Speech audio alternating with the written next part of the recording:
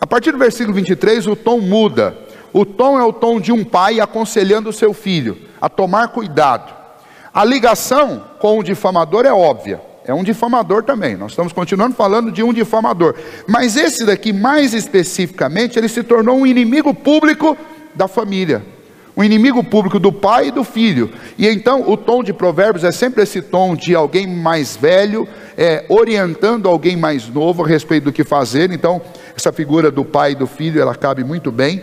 E aí ele vai trazer uma ilustração muito interessante aqui a respeito desta figura do inimigo da família, daquele de quem o teu filho deve tomar todo cuidado para não se envolver, para manter uma certa distância por uma questão de segurança. Ele diz a partir do versículo 23, como vaso de barro coberto de escórias de prata, assim são os lábios amorosos e o coração maligno. Aquele que aborrece dissimula com os lábios, mas no íntimo encobre o engano.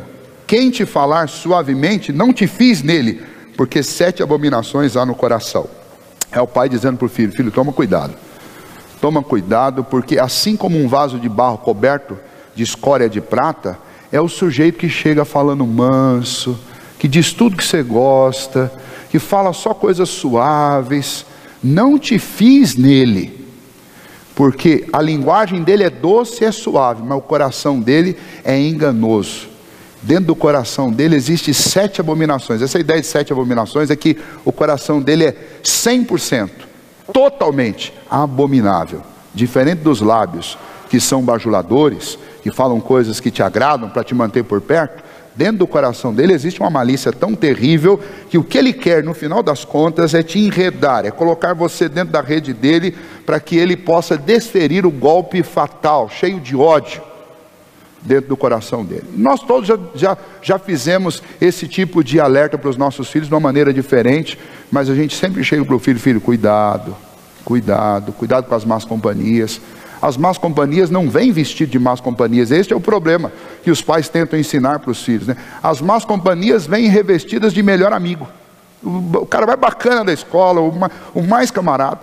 As más companhias para nós mais velhos, casados, também vêm assim.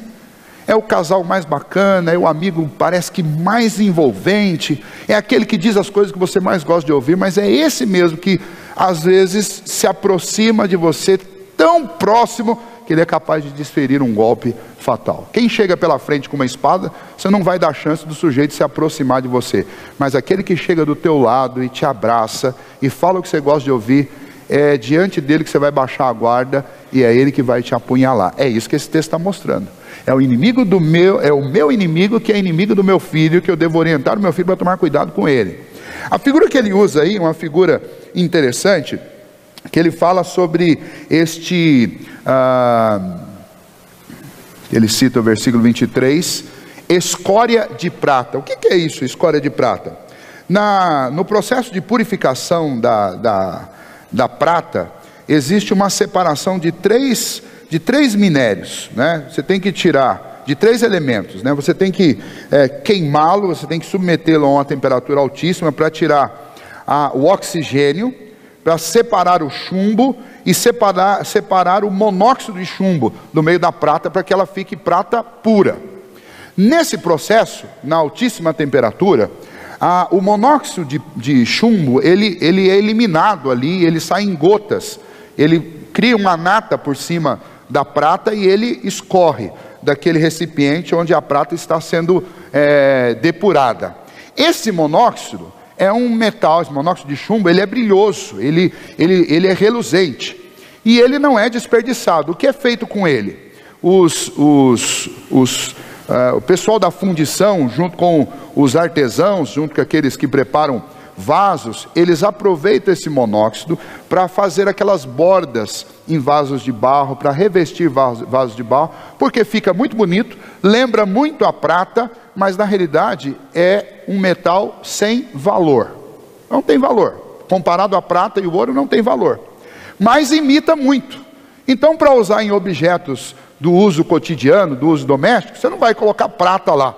você põe um monóxido de chumbo que vai servir muito bem como aquilo. Então ele está usando essa ilustração, ele fala assim, olha, assim como o vaso de barro envolvido na escória da prata, a escória da prata é isso, é esse monóxido de chumbo que é eliminado no processo de purificação.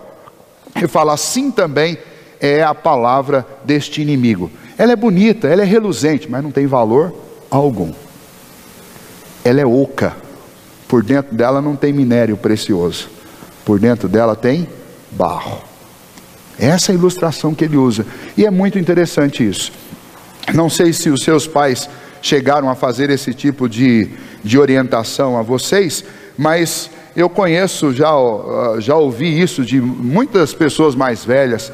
Mas olha, pastor, eu tenho mais facilidade de conviver com um sujeito que me ofende com a verdade do que aquele que nunca diz nada que me desagrada. Está sempre dizendo coisas que me agradam, que eu gosto de ouvir. Essa pessoa é complicada, isso é um mau sinal. A própria proclamação do Evangelho, ela exige isso. O Senhor Jesus diz que Ele nos enviou para o meio de lobos, e nos enviou não com uma mensagem para acariciar os ouvidos dos lobos, Ele nos enviou com uma mensagem estridente, e uma mensagem que confronta o engano, as trevas, o pecado. Ou seja, para que eu pregue o Evangelho verdadeiramente, eu não posso ser como esse indivíduo aqui, que serve vaso de barro revestido com sobra da limpeza da prata. Por quê? Porque não adianta minha palavra ser bonita e ela não vir cheia da verdade.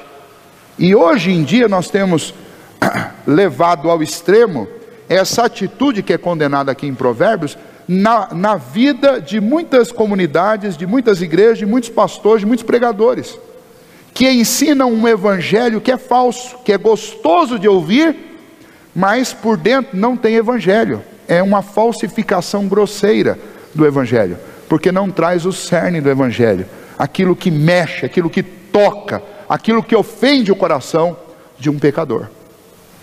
E então, vejam só, olha as consequências disso. Quando eu sou como este inimigo que é descrito aí, alguém que tento ser politicamente correto, agradar todo mundo, falando só aquilo que todo mundo gosta de ouvir, eu já estou me descredenciando para ser uma testemunha, um discípulo de Jesus Cristo.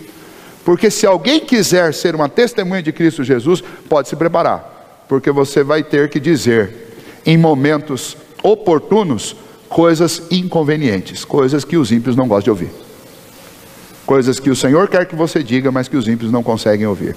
Agora, se nas minhas relações pessoais, de amizade, familiares, eu já fico dourando pílula e não digo o que precisa ser dito, quanto mais na hora de proclamar o Evangelho. E está aí a resposta do porquê nós não sabemos fazer discípulos de Jesus. Por que nós evangelizamos tão pouco?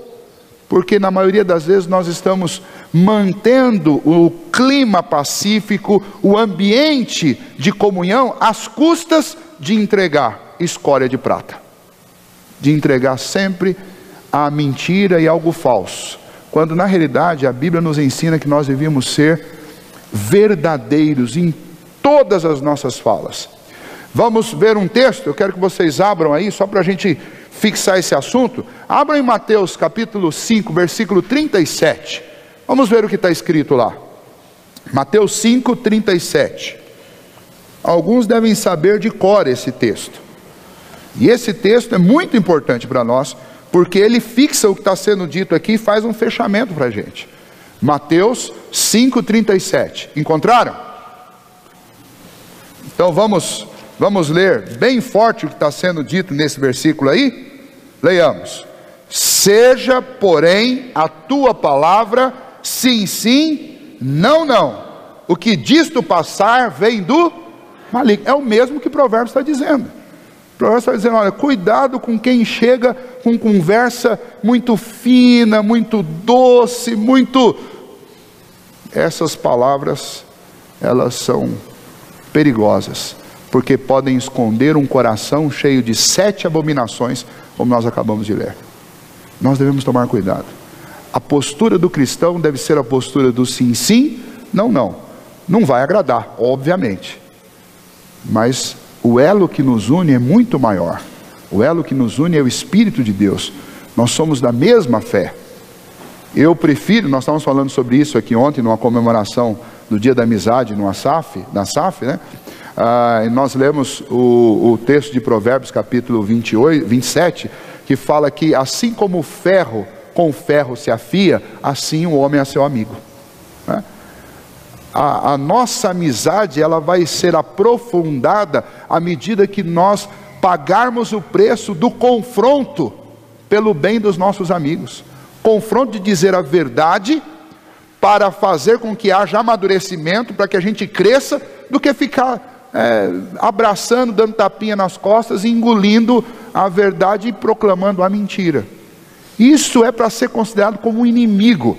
É isso que o autor de Provérbios está dizendo. Olha, gente que faz isso é para ser considerada por você como inimigo. Inimigo seu, inimigo do seu filho. Não pratique isso e não cultive a amizade com gente que só fica adorando pílula e nunca diz a verdade com você. Porque essas palavras suaves escondem um coração traiçoeiro e um coração, segundo o Evangelho, palavras de Jesus, maligno. Jesus disse: seja a tua palavra sim, sim, não, não. O que passa disso é coisa do maligno. Então Provérbios está absolutamente correto, em harmonia com esse texto. É inimigo nosso e é inimigo do nosso filho quem vive com palavras assim. Tem um outro texto, que é o texto de Mateus 15. Jesus está lidando com alguns fariseus e alguns judeus que estavam contendendo por causa de comida e por causa de bebida. Jesus chega para eles e fala assim: olha, o que contamina o homem, vamos ler lá, versículo 11, não é o que entra pela boca o que contamina o homem, mas o que sai da boca, isto sim contamina o homem. Ou seja, aquilo que vem de um coração cheio de abominações, é isso que te contamina, não é o que entra pela sua boca, né? Então eu devo tomar todo o cuidado.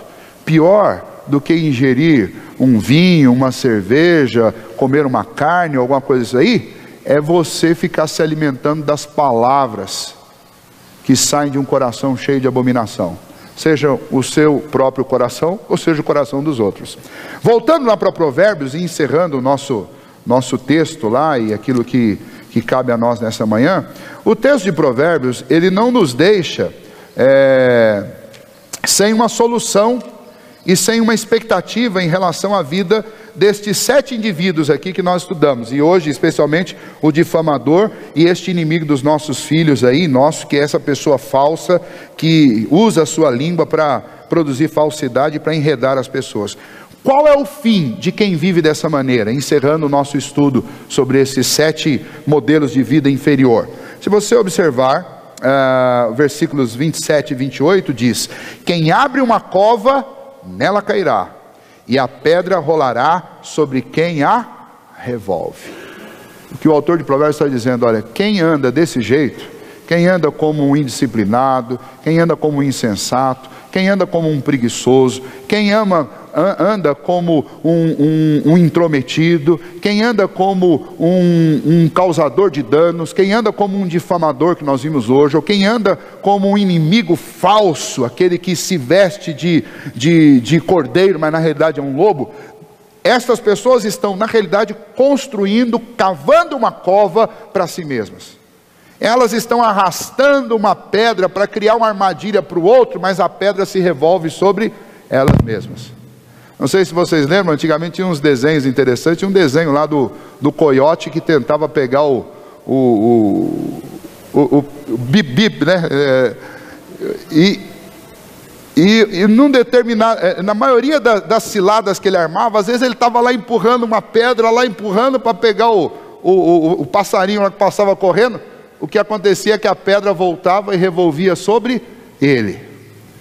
Esse desenho é uma metáfora desse versículo que nós acabamos de ler, de ponta a ponta. Não sei se foi pensado para ser assim, mas o versículo mostra: quem arma cilada acaba caindo nela. É isso que ele está dizendo. Quem vive destas 7 maneiras que são reprováveis, está na realidade abrindo um buraco debaixo dos seus pés, porque ele vai cair sobre ela. ele vai morrer. Todos aqueles que com a sua língua falsa ele aborreceu, ele feriu, tudo isso que ele produziu, vai causar ruína para a vida dele. É o que diz no versículo 28. Vai trazer ruína para a vida dele. Então que nós saibamos obedecer os exemplos de Jesus e fugir deste modelo de vida aqui, descrito de 7 formas diferentes, dado por Provérbios. Fujamos disso, porque nós não devemos viver dessa maneira. Sigamos o exemplo de Cristo Jesus. Jesus disse: somente a verdade. Verdade essa inconveniente. Em 3 anos dizendo as verdades que ele precisava dizer, o povo não suportou e quis colocá-lo numa cruz. Isso é para mostrar que o modelo de vida que o Senhor Jesus tem para nós não é um modelo fácil, é um modelo difícil, mas é um modelo que vai te fazer cruzar esta vida com a consciência tranquila de que você disse o que tinha que dizer e não disse o que não tinha que dizer. Disse somente aquilo que é verdadeiro. Sim, sim e não, não. Porque quando eu não estou dentro dessas 2 esferas, quando eu tento ficar no meio, aí eu estou no campo, eu estou no ambiente do maligno. Aí eu não estou imitando Jesus, mas eu estou imitando exatamente aquele que é o grande inimigo do Senhor e da obra de Cristo. Que Deus nos ajude a andar longe destas posturas, especialmente hoje daquilo que nós falamos, do difamador, do fofoqueiro e do falso, que é o grande inimigo da sua casa, da sua vida e do seu filho. Alguém de quem você deve manter distância.